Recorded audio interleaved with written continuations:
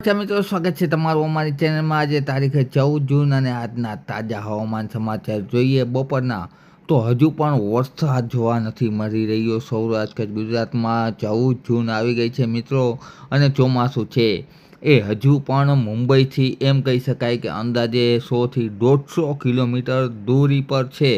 ત્યારે આવનારા દિવસોમાં ખાસ કરીને કેવું રહેશે વાતાવરણ, શું પ્રી મોન્સૂન એક્ટિવિટી જોર પકડશે સૌરાષ્ટ્ર ગુજરાતમાં, તેમજ વાદળ અને સાથે સાથે સિસ્ટમ આવશે કે નહીં તેને લગતી સંપૂર્ણ વાત કરીશું મિત્રો, માટે વિડીયો પૂરો જોવા વિનંતી। મિત્રો, પ્રી મોન્સૂન એક્ટિવિટીની વાત કરીએ તો હાલ છે એ સવારના સમયે વાદળછાયું વાતાવરણ છે મોટાભાગના વિસ્તારોમાં જોવા મળી રહ્યું છે, અને સાંજના સમયે છે એ ખાસ કરીને આ સમયે વરસાદી એક્ટિવિટી થતી હોય છે। દર વર્ષે જનરલી છે એ ગાજવીજવાળો વરસાદ, તેમાં પણ અમરેલી તેમજ ભાવનગર, આ ઉપરાંત બોટાદ તેમજ રાજકોટ, જૂનાગઢ સહિતના વિસ્તારમાં પડતો હોય છે, પરંતુ આ વખતે નથી પડી રહ્યો। તેનું કારણ છે કે ઝડપથી ફૂંકાતા પવનો છે અરબ સાગરના, એમ કહી શકાય કે મોસમી પવનો છે, પશ્ચિમ તરફથી ફૂંકાતા પવનોનું પ્રમાણ છે એ વધારે પ્રમાણમાં જોવા મળી રહ્યું છે। પવનોનો સારો વેગ જોવા મળી રહ્યો છે, જેના હિસાબે વાદળો બનતા નથી। ત્યારે આગળની વાત કરીએ 15 તારીખની, તો 15 તારીખે સાંજના સમયે અમદાવાદ અને આણંદ તેમજ ખેડાની આસપાસ છે વરસાદી એક્ટિવિટી જોવા મળી શકે છે મિત્રો। અમુક સીમિત વિસ્તારમાં છે એ પ્રી મોન્સૂન એક્ટિવિટી જોવા મળશે મિત્રો। ત્યારબાદ આપણે આગળના દિવસોની વાત કરીએ તારીખ 16ની, તો તારીખ 16 દરમિયાન પણ સૌરાષ્ટ્ર ગુજરાતમાં છે એમ કહી શકાય કે ઘારિયા વાદળના હિસાબે ફક્ત છાટાછૂટી જોવા મળી શકે છે।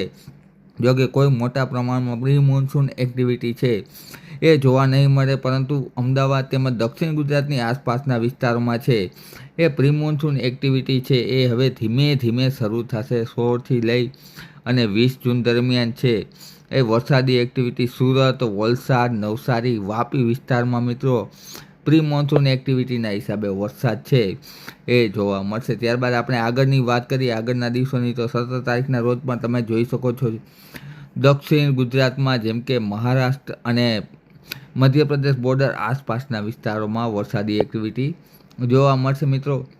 ત્યારબાદ આપણે મુખ્ય વાત કરીએ તો આવનારા દિવસોમાં ક્યારે બંગાળની ખાડીમાંથી સિસ્ટમ આવશે, તેમજ સાથે સાથે એમ પણ કહી શકાય કે પ્રી મોન્સૂન એક્ટિવિટી એટલે કે ચોમાસા પહેલાં આવતો ગાજવીજવાળો વરસાદ ક્યારે જોવા મળશે, તો તેની વાત કરીએ તો મિત્રો તારીખ 20થી લઈ અને 25 જૂન દરમિયાન છે એ વરસાદી એક્ટિવિટીમાં ધીમે ધીમે વધારો થશે।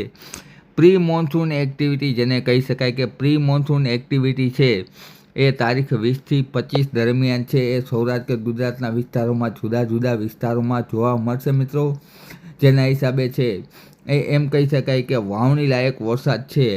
જોકે સૌરાષ્ટ્ર ગુજરાતમાં તો તારીખ 30 જૂન સુધી વાવણી લાયક વરસાદ નહીં જોવા મળે, જેમાં ખાસ કરીને સૌરાષ્ટ્રના વિસ્તારમાં અને કચ્છના વિસ્તારમાં પ્રી મોન્સૂન એક્ટિવિટી છે એ 30 જૂન સુધી ઓછી જોવા મળશે। પરંતુ એમ કહી શકાય કે ગુજરાત રિજિયન વિસ્તારમાં, જેમાં સુરત, વલસાડ, નવસારી, વાપી, વડોદરા, અમદાવાદ, ગાંધીનગર તેમજ સાથે સાથે દાહોદ, પંચમહાલ વિસ્તારમાં છે એ પ્રી મોન્સૂન એક્ટિવિટી છે એ સારો વેગ પકડશે, જેના હિસાબે વાવણી લાયક વરસાદ છે એ આ વિસ્તારમાં મિત્રો જોવા મળશે। અને ત્યારબાદ આપણે આગળ વાત કરીએ તો 1 જુલાઈથી લઈ અને 7 જુલાઈ દરમિયાન બંગાળની ખાડીમાંથી એક સિસ્ટમનો ટ્રફ આવશે મિત્રો।